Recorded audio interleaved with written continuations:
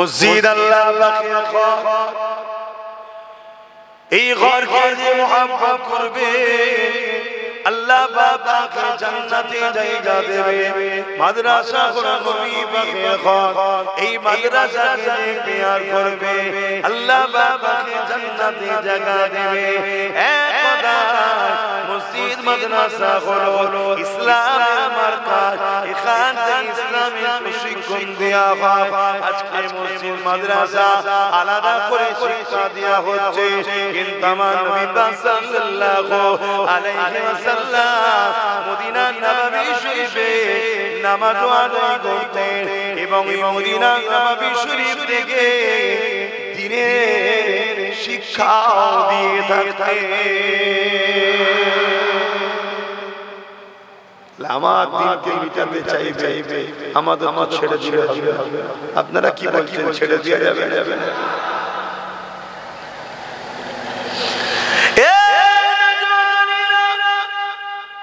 তবে হ্যাঁ, বিরোধী আজকে নতুন নয়, যুগ যুগ ধরে চলে আসছে। আল্লাহ মক্কা জমিনে ন্যায়ের কথা, ইনসাফের কথা, তাওহীদের কথা, রিসালাতের কথা, মানবতার কথা, ইসলামের কথা নবী আমার যখন প্রচার করতে শুরু করলো, আল্লাহ নবীর বিরুদ্ধে ঝালিমালা লেগে গেল। তারা আমার নবী পাককে অনেক দিক দিয়ে মিটাতে চেয়েছে, কখনো কুয়া করেছে নবী পাককে কুয়ায় ফেলে দেবে বলে, কিন্তু সেই কুয়ায় তারা নিজেরাই পড়েছে। কখনো আমার নবী পাক সিজদায় পড়েছে, নবী পাকের পিঠে পচা তোমার ভুঁড়ি চাপিয়ে দিয়েছে, এইভাবে অনেক কষ্ট দিয়েছে। এমনকি আল্লাহ নবীর সাহাবী হযরত আবু বকর সিদ্দিক নবী পাকের হাতে হাত দেওয়ার জন্য আবু বকর সিদ্দিককে কাবার জমিনে পাথরকে করে করে আবু বকরকে মেরে মেরে পুরো শরীর রক্তাক্ত করে দিয়েছে। এক লক্ষ্য ইসলামকে মিটিয়ে দাও, ইসলামকে রেখো না। কেন রে বাবা, ইসলাম তোর কি করেছে?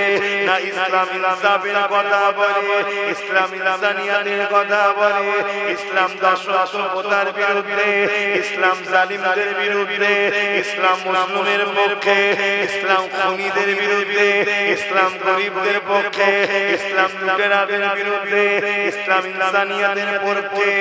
এই যুবকেরা যুগে যুগে যারা ক্ষমতার জোরে মানুষকে লুটেছে, যারা ক্ষমতার জোরে মানুষের প্রভু হতে চেয়েছে, যারা ক্ষমতার জোরে মানুষকে ভোগ করেছে, মানুষকে কৃতদাসী বানাতে চেয়েছে, তাদের সামনে ইসলামই হলো সব থেকে বড় বাধা।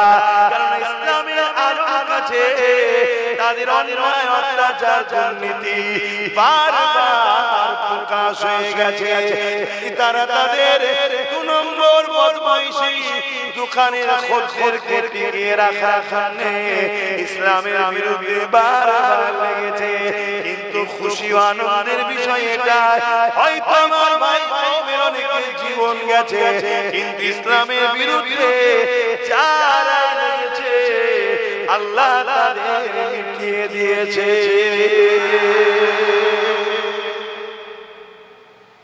কত বড় বড় সুপার পাওয়ার, রোম পৃথিবীর সুপার পাওয়ার। শুনছেন আমার একটা প্রোগ্রাম ছিল বাগনানে, নাম শুনেছেন কি জানি? পানি তো সারাদিন কম বেশি হচ্ছে, তা আল্লাহ আল্লাহ বলছিলাম, আল্লাহ প্রোগ্রাম কি হবে আপনি জানেন। তো ওই সময় প্রোগ্রাম তো হলো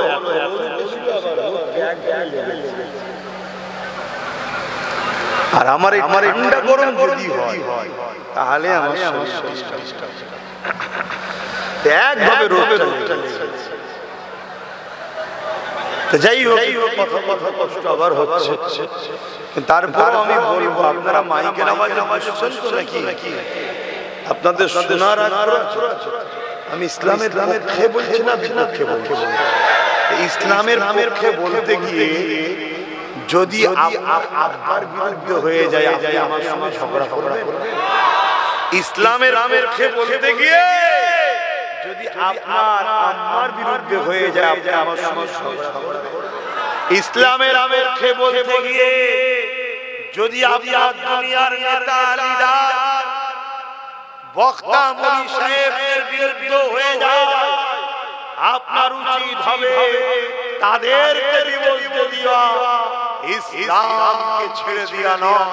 কারণ ইসলাম কারো কথাই চলে না, ইসলাম চলে কালামুল্লাহর হাবিবুল্লাহ। জোরে বলুন সুবহানাল্লাহ। তাই আমরা উলামাকে সম্মান করব। গদি দাও, হাত রাখা প্লাস্টিকের চেয়ার রাখবে। এ গদি এ তো এমনি সব সময় ঘুম পাচ্ছে, আবার এর মধ্যে ঢুকে গিয়ে এত আরাম ভেতরে ঢুকে যাচ্ছে। কিন্তু আরো হ্যাঁ এত করে বলি প্রত্যেকটা জলসায় প্রচার কেন যে ছেলে ছেলে বুঝে না? এই কষ্ট দেখছেন না, ঢুকে হ্যাঁ ওইটাই নিয়ে আসেন, কিন্তু মুরব্বি কথা বুঝতে আপনার তো দেন, আপনি আমার বসে ওনাকে মানুষ বলিতে বসে কথা বুঝে আসছে।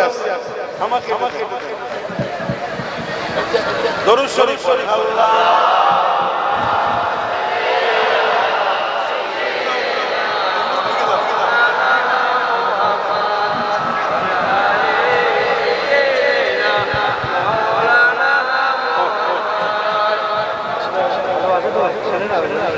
জানি ওতে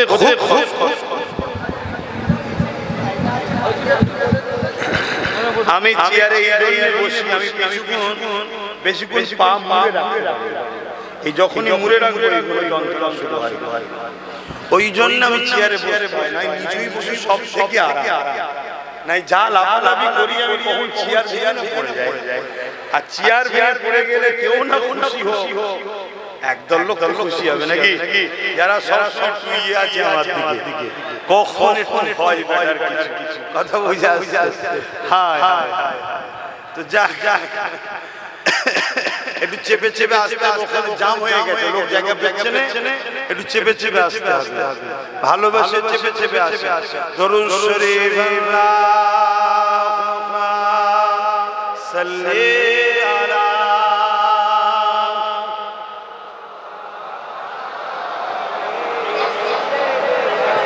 তোমরা মাথা সরাও, হ্যাঁ মাথা সরিয়ে, ঠিক আছে ঠিক আছে, তোমরা মাথা গুলো সরাও, ঠিক আছে ঠিক আছে।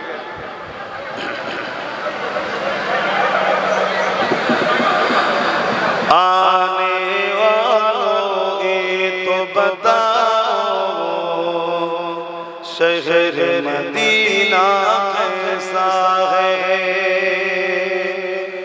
आने वालों ये तो बताओ शहर मदीना कैसा है। देख जिसको जीने की बरदा, देख जिसको जीने की बरदा, ओ मदीना ऐसा है। आने वालों ये तो बताओ शहर मदीना कैसा है। गुंबद खजरा के साए में बैठ के तुम तो आए हो, गुंबद खजरा के साए में बैठ के तुम तो आए हो। उस साए में रब के आगे, उस साए में रब के आगे सिजदा करना कैसा है। आने वालों ये तो बताओ शहर मदीना कैसा है। देख जिसको जीने की बरदा, देख एक जिसको जीने की बरता ओ मदीना ऐसा है आने वालों ये तो बताओ शहर मदीना कैसा है अल्लाहुम्मा सल्ली अला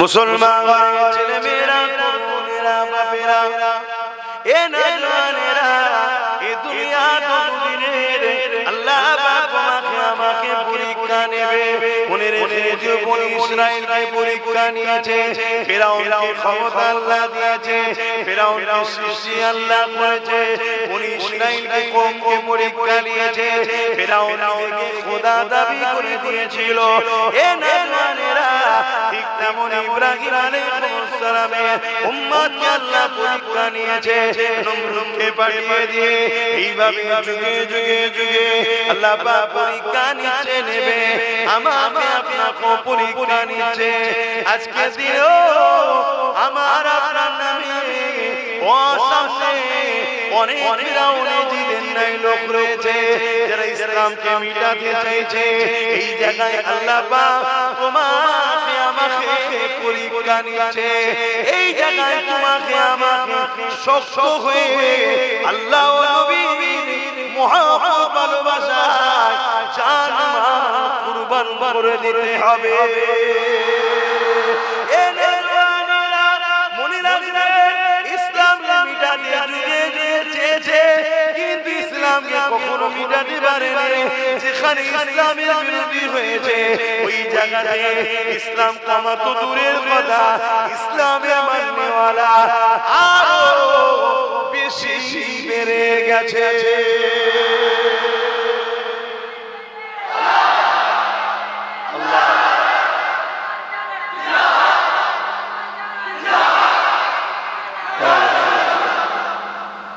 আজকে যুগে যুগে নতুন কিন্তু সমস্যা হচ্ছে আমরা বড় দুর্বল হয়ে গেছি আমরা তো বড় দুর্বল হয়ে গেছি এটাই হচ্ছে বড় বিষয় ইসলাম ছিল আছে থাকবে ইসলামকে কখনো কেউ মিটাতে পারেনি আর পারবে না কিন্তু আমরা ইসলাম থেকে দূরে সরে যাওয়ার জন্য আমরা না মিটে যাই আমাদের উপরে না ক্ষতি হয়ে যায় কেন ইসলামের সঙ্গে জুড়ে থাকবে যে আল্লাহ ইসলামকেও বাঁচাবে তাকেও নিরাপদে রাখবে জোরে বলে সুবহানাল্লাহ আমরা দেখেছি বদরের ময়দানেতে আল্লাহ নবী ও সাহাবাকে মিটাবার জন্য মদিনা শরীফ মিটিয়ে দিবার জন্য 1000 উপরে সৈন্য নিয়ে আবু জেহেল আগিয়ে এসেছিল আমরা সেই ইতিহাস সময় শুনেছি যেখানে মাত্র 313 জন ছিল হাতে খাজুরের ডাল নিয়ে অস্ত্র বাহিনীদের বিরুদ্ধে লড়াই করেছে এ যুবকেরা তরুণেরা বাপেরা এই 313 জনকে আল্লাহ পাক বিজয় দিয়ে দিয়েছে আমরা ইতিহাসে পড়েছি এই ভারতের জমিনে সুলতান গরিবের নওয়াজ খাজা মঈনুদ্দিন আজমিরি হুজুর খাইশে ছিলেন ইনাখির জন্য হাজার চেষ্টা হয়েছিল কিন্তু মনে রাখবেন আমার গরিবের নামাজকে রুখতে পারেনি কিন্তু গরিবের নওয়াজ এই হিন্দুস্তানের জমিনে এসে 90 লক্ষ মানুষকে ঈমানের নূরের কালেমা পড়িয়ে ইনসাফ ইনসানিয়ত মানবতা শান্তি রাস্তা দেখিয়েছে গরিবের আওয়াজকে হাজারো দিক দিয়ে রুখতে চেয়েছে কোনো দিক দিয়ে পারেনি আমরা দেখেছি এই হিন্দুস্তানের জমিনের পশ্চিম বাংলাতে মসজিদের পাশ দিয়ে বিশ্বরিয়াদি কাজ করে যেত, তখন ব্রিটিশের হুকুমত ছিল। আমার মুজাদ্দিদুজ্জামান দাদা খোদা পীর কিবলা কলিকাতা শহীদ মিনারে ব্রিটিশ হুকুমতকে হুঙ্কার দিয়ে বলেছিল, এ ব্রিটিশ হুকুমত, তোমার আইন যদি ইসলামের বিরুদ্ধে হয়, তোমার ল যদি দ্বীনের বিরুদ্ধে হয়, তোমার আইনকে আমি আবু বকর মানি না। আমি আবু বকর একা শুধু নয়, লক্ষ লক্ষ আবু বকর জীবন দিয়ে দেবে, কোরআন সুন্নাহর বিরুদ্ধে কোন আইন মানবে না। এই হুঙ্কারের সাথে সাথে বড়লাট ক্ষমা চেয়ে নিয়ে সে আইনকে প্রত্যাখ্যান করতে বাধ্য হয়েছে।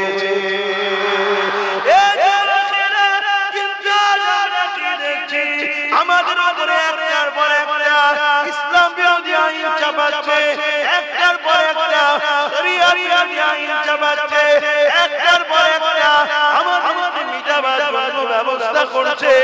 এটা করতে করতে থেকে ভয়ানক হয়ে গেল, মসজিদ মাদ্রাসা ওয়াকফকে মিটিয়ে দিবার আইন হয়ে গেল। কিন্তু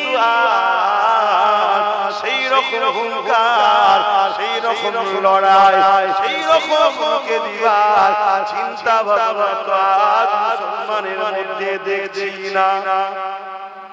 আছে কেন নেই? অনেক দূরে সরে গেছে ইসলাম থেকে।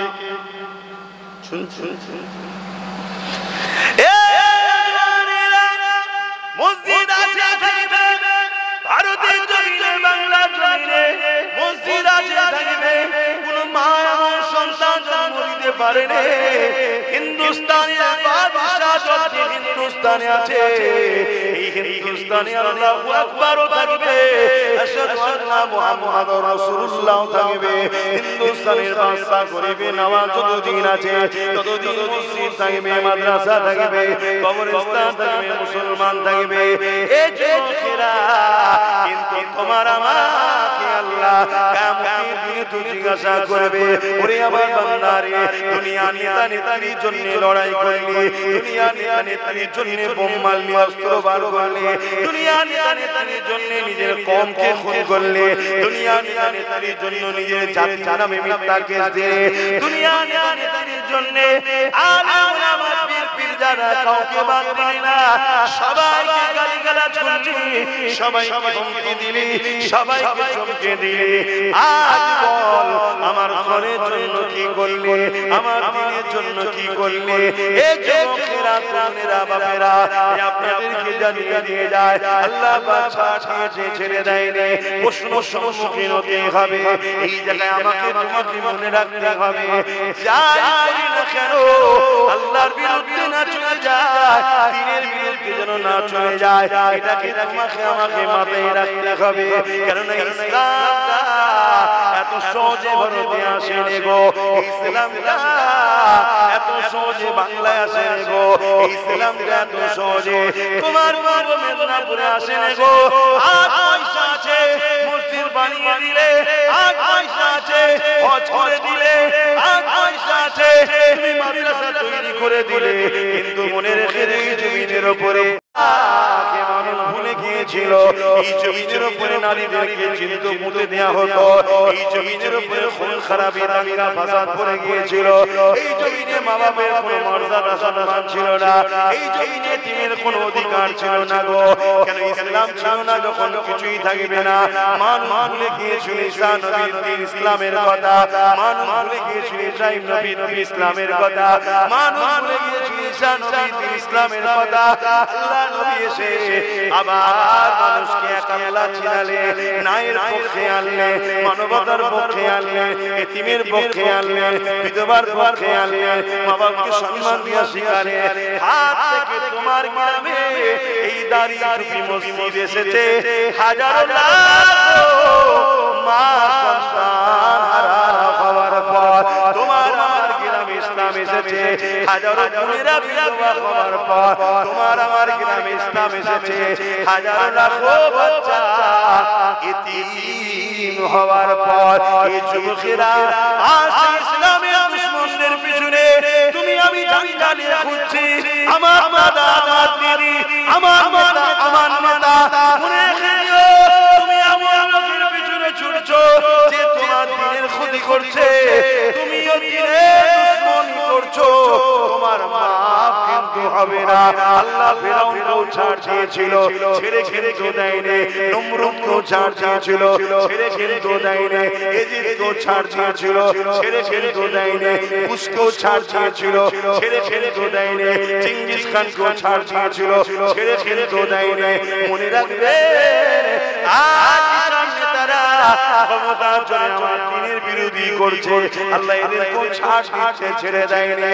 আজ তোমরা যারা মুসলমান সেজে এদেরকে ঘুরে ঘুরে এদেরকে শক্তিশালী করছো, আল্লাহ তোমাদেরকেও ছাড় দিয়েছে, ছেড়ে দেয়নি। আল্লাহ পাক রক্ষা একদিন করবে। গুনার মাপ আছে, অন্যায়ের মাপ আছে, সিনেমা যাত্রা ফাংশন দেখে ফেলেছো, মাপ আছে, কিন্তু ইসলামের ক্ষতি যদি করো বা ক্ষতিকারক শক্তিশালী করো, এতে তোমার মাপ হবে না। এই বলে দিয়ে যায়, আসো নিজেদের পায়ে দাঁড়াও, আল্লাহ দ্বীনের দুশমনদের মোকাবেলায় সংগঠিত হও। আরো জোরে বলুন সুবহান।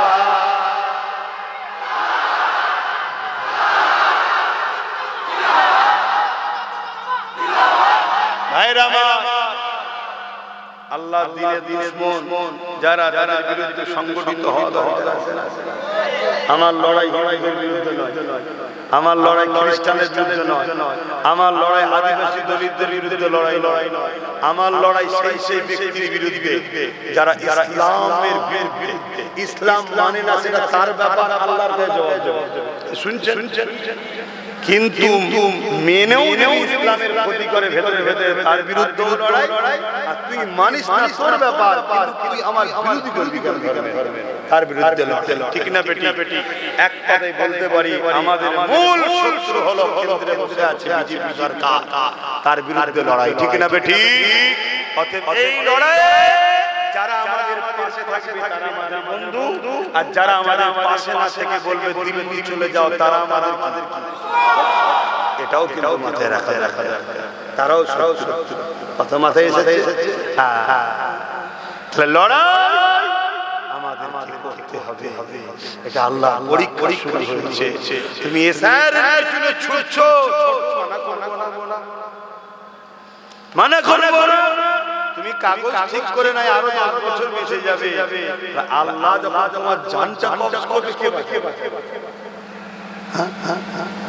ঈমানটা ঠিক না, ওই ব্যক্তির ঈমান থাকতে পারে না যে ইসলামের দুশমন হয়। সে মুসলিম ঘরে জন্মতে পারে, নিজের গুনাহ আর ইসলামের ক্ষতি এক। ইসলামের যে ক্ষতি করে সে ইসলাম থেকে বেরিয়ে, কথা বুঝে আসছে? তাহলে আজ যারা মুসলিম মাদ্রাসাকে মিটাতে চাইছে, এদের বিরুদ্ধে লড়াই হয়ে গেছে, এদের বিরুদ্ধে আলোচনা বন্ধ হয়ে গেছে। আজ চর্চা নাই। কথা বুঝছেন?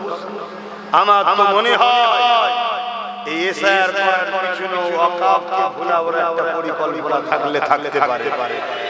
কেন ওয়াকফের কথার আলোচনা কত সুন্দর। আমি এতটুকু বলতে পারি, তোমরা সবাই ভারতীয়, নরেন্দ্র মোদী হোক আর অমিত শাহ হোক, আর তোমাদের মেদিনীপুরে নতুন করে যে ইফতার খেয়েছে আপনি এখন কমনালজি হয়েছে, এ হোক তোমাদেরকে এদের অধিকার কে দিল যে ভারতীয় নয় প্রমাণকরণ করা?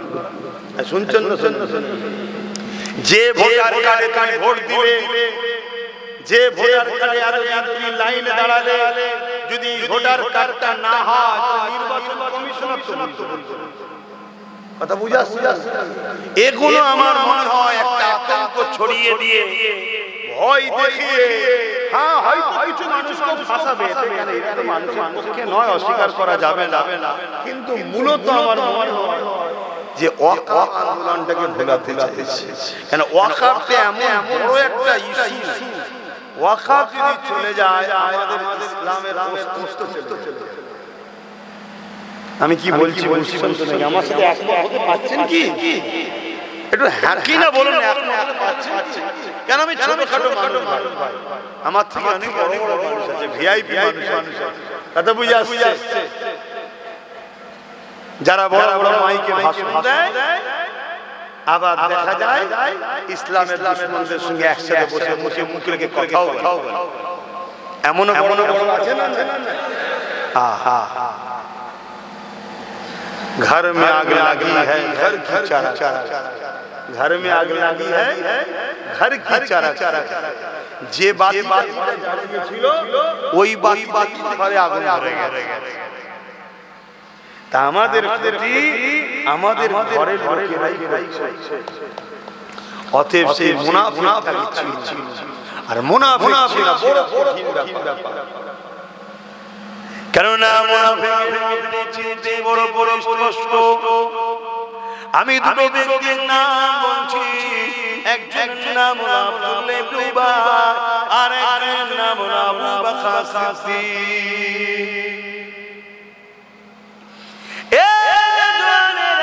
আবু বকর সিদ্দিকের মুখে দাঁড়িয়ে মাথায় টুপি পাগড়ি জুব্বা, আব্দুল্লাহ ইবনে উবাইয়ের মুখে দাঁড়িয়ে মাথায় টুপি জুব্বা পাগড়ি। আব্দুল্লাহ ইবনে উবাই নবীর পিছনে নামাজ পড়ে, আবু বকর সিদ্দিকও নামাজ পড়ে। আব্দুল্লাহ ইবনে উবাই নবীর কাতারে দাঁড়িয়ে জিহাদের ময়দানে যায়, আবু বকর সিদ্দিকও যায়। আবু বকর সিদ্দিক নবীর সঙ্গে হজে যায়, আব্দুল্লাহ ইবনে উবাই নবীর সঙ্গে হজে যায়। আবু বকর সিদ্দিক দিনের জন্য মাল খরচ করে, আব্দুল্লাহ ইবনে উবাই দিনের জন্য মাল খরচ করে। আবু বকর সিদ্দিক রোজা রাখে, আব্দুল্লাহ ইবনে উবাই রোজা রাখে। আবু বকর সিদ্দিক নবীর মজলিসে বসে কোরআন শুনে, কালামুল্লাহ শুনে, আব্দুল্লাহ ইবনে উবাই বসে শুনে। এই যুবকেরা কিন্তু কোরআন ঘোষিত আব্দুল্লাহ ইবনে উবাই জাহান্নামী, আর আমার আবু বকর দুনিয়া থেকে জান্নাতে সার্টিফিকেট পেয়েছে। দুজনের মুখে দাঁড়িয়ে, দুজনের মাথায় টুপি পাগড়ি, দুজনাই নবীর পিছনে নামাজ পড়েছে, দুজনাই নবীর সঙ্গে হজ করেছে, দুজনাই নবীর সাথে গেছে, দুজনাই রোজা রেখেছে, দুজনাই নবীর নববীতে বসে নবীর আলোচনা শুনেছে। একজন জান্নাতে যাচ্ছে আর একজন জান্নাতের সার্টিফিকেট দুনিয়া থেকে পাচ্ছে। এর কারণ কি? এর কারণ কি? আবু বকর সিদ্দিক বলতে লাগলো, এ দুনিয়ার মানুষেরা আব্দুল্লাহ ইবনে উবাই যা আছে, আমি আবু বকর তাই আছে। ওর নামাজ আছে, আমারও আছে, ওর দাড়ি টুপি আছে, আমারও আছে, ওর জুব্বা পাগড়ি আমারও আছে, ও হজ করেছে, আমিও করেছি, ও নবীর হাতে হাত দিয়েছে, আমিও দিয়েছি, ও নবীর সাথে শাহাদে যায়, আমিও যাই, ও এমন করে রোজা রাখে, আমিও রাখি। কিন্তু ওর মধ্যে যা আছে আমার মধ্যে তাই আছে, কিন্তু আমার মধ্যে যা আছে ওর মধ্যে তাই নাই। এ আবু বকর, কি আপনার মধ্যে আছে ওর মধ্যে নাই? হযরত আবু বকর সিদ্দিক বলে, আমার মধ্যে আল্লাহর প্রেম ও নবীর প্রেম ও আদব অন্তরে রয়েছে, যেটা ওর মধ্যে নাই। এই জন্য জাহান্নামী, আমি জান্নাতি। মনে রাখবেন না, জান আয়েশা সিদ্দিকা রাদিয়াল্লাহু তাআলা আনহা হুজুরের বিরুদ্ধে বাজারে সবথেকে মিথ্যা প্রচার যে বেশি করেছিল, তার নাম আব্দুল্লাহ ইবনে উবাই। এই মুনাফিক হওয়ার জন্য জাহান্নামী। আর আবু বকর সিদ্দিক দিল থেকে আল্লাহ ও নবীকে মেনে নেওয়ার জন্য জান্নাতি। এরকম মুনাফিক আমাদের মধ্যে আছে না? অনেক নমুনা আছে, তার মধ্যে ছোট্ট নমুনা বলবো। দুনিয়ায় আল্লাহ থেকে পাওয়ার দিয়েছে, দুনিয়ায় আল্লাহ থেকে পাওয়ার দিয়েছে। সে দুনিয়ার বেঈমান নেতার জন্য লড়াই করে, কেস কামারি করে, আর যখন ভাট করার মাতাল দুপায়ে পশুটা বললো ইসলামে নাকি রেপ করা পাপ, তার বিরুদ্ধে মামলা করে না। এই রকম মুসলমান যদি থাকে জানতে হবে এই হলো মুনাফিক। এই কথা দুনিয়ায় কেউ যদি তার নেতা নেত্রীর বিরুদ্ধে কথা বলে তার বিরুদ্ধে মামলা করে তাকে জেলে দেয়, আর যখন কেউ বলল কোরআন শেষ হয়ে যাবে আমার উন্নতি শেষ হবে না, অথচ তারাতে পাওয়ার আছে সে পাওয়ারকে প্রয়োগ করছে না, জানতে হবে হলো মাথায় থাকবে না। বা এরকম কেউ কথা বলে তাকে ছেড়ে আসতে পারে না, তারা কি মুনাফিক। এই সমাজকে আজকে ভরে গেছে। এরা শুধুমাত্র সেজে আছে আমাদেরকে কন্ট্রোল করার জন্য। এরা কবে ইসলাম ছেড়ে বেরিয়ে চলে গেছে, আর তাদের খপ্পরে পড়ে আমাদের ছেলেদের শিক্ষা যাচ্ছে, চাকরি যাচ্ছে, কর্ম উপরন্তু কেস কামারিতে ভর্তি। কথা বুঝা আর এত বিপদে পড়ে গেছি আমরা, আজকে আমার দিনের উপরে আঘাত হচ্ছে, আমরা উঠে দাঁড়াবার ক্ষমতা পাচ্ছি না। কেন ডায়েও কেউ নেই, বায়েও কেউ নেই, সামনেও কেউ নাই, পিছনে কেউ নাই, সব আমাদের এগো কথা খারাপ আমাদের জজ আছে, জজ আইএস বলেন আছে,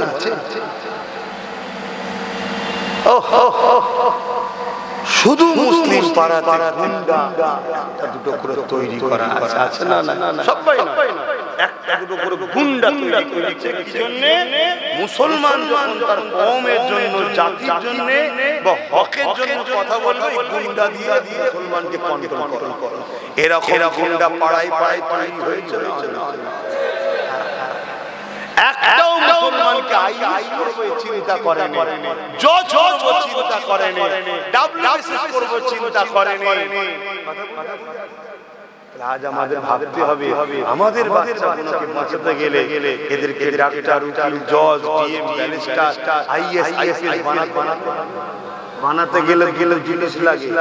এক পড়াবার জন্য অর্থ, উপযুক্ত জায়গা, দ্বিতীয় পড়ার পরও মুসলমান থেকে নাসিককে যেন নামটা না বাদ চলে যায়, তাহলে সেই জায়গাতেও আমাদের পাওয়ারের লোক থাকা দরকার আছে।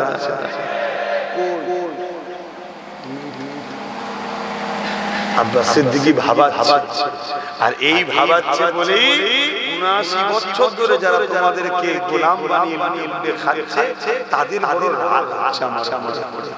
তারা আমার আগে পিছু করে দিচ্ছে, এখান থেকে না, এখান থেকে হ্যাঁ, এখান থেকে বলো, করো, এখান থেকে দেখো, তুলে সব সেটিং করে সমাজে মিথ্যা প্রোপাগান্ডা ছড়াচ্ছে, যাতে মুসলিম সম্মান নজরে আমি খারাপ হয়ে যায়, যাতে আমার কথায় সমাজ না শুনে। এ সমাজ যদি না শুনে আরো ৭৯ বছর তোমাদেরকে গোলাম বানিয়ে রাখতে সুবিধা হবে না। আর যদি শুনে ফেলে, আব্বাস সিদ্দিকীর একটা কথা যদি পশ্চিম বাংলার মুসলমান রাতারাতি মাথায় নিয়ে নেয়, এ মুসলমানদের আর কোন সমস্যা থাকবে না। দুনিয়া আর ধর্মীয় খেয়ালে সমস্ত নেতাকে বাদ দিয়ে যদি একমাত্র নেতা মুহাম্মদ রাসূলুল্লাহকে লিডার বলে মেনে নেয়, এদের দুনিয়া আখিরাতেও কোনো নিশান নাই। জোরে বলুন সুবহানাল্লাহ। সেই এক কথা হলো কি, চেয়ারের একটা পায়া দেয়া দরকার। কি কথা? চেয়ারের একটা, এটা আমার কম ভাবা আছে, ভুল করছি। আজকে যদি চেয়ারের একটা পায়া থাকতো, তাহলে এই পশ্চিম বাংলায় কমসে কম একটা আইন তৈরি হতো, যে আইনটা কি বলে তেলে যেতে হয়েছে। কেরলে ওর পাশে আইন তৈরি হয়েছে, যেখানে ওই ইউনিফর্ম কি বলে 2025 কালা কানুন সেখানে হবে না। কথা বুঝা? তাহলে আমাদেরও যদি একটা পায়া থাকতো, তাহলে আমরাও বলতাম এই আইন করো, তাহলে সম্পর্ক থাকবে, আর নাই বিচ্ছেদ হয়ে যাবে। শুনছেন? রাজনীতি আমাদের কবরস্থান নিয়ে, আমাদের খানকা নিয়ে আমাদের ভাবতে হতো, আর না এসআইএল ভাবতে হতো। যদি আজ আমাদের একটা পায়া থাকতো, তাহলে তো আজকে এসআইআর এর বিরুদ্ধেও তো বিল পাস করা হতো যে এসআইআর আমার রাজ্যে হবে না। শুনছেন না? যদি আজ একটা পায়া থাকতো তাহলে আজকে প্রত্যেকটা জায়গায় আমরা আমাদের বাচ্চাদেরকে রাখতে পারতাম। কিন্তু দুঃখের বিষয় আজ যদি আমাদের একটা পায়া থাকতো তাহলে ওই যে অর্জুন সিং ইসলামের বিরুদ্ধে বললো এতক্ষণ ছেলে আজ যদি আমাদের একটা পায়া থাকতো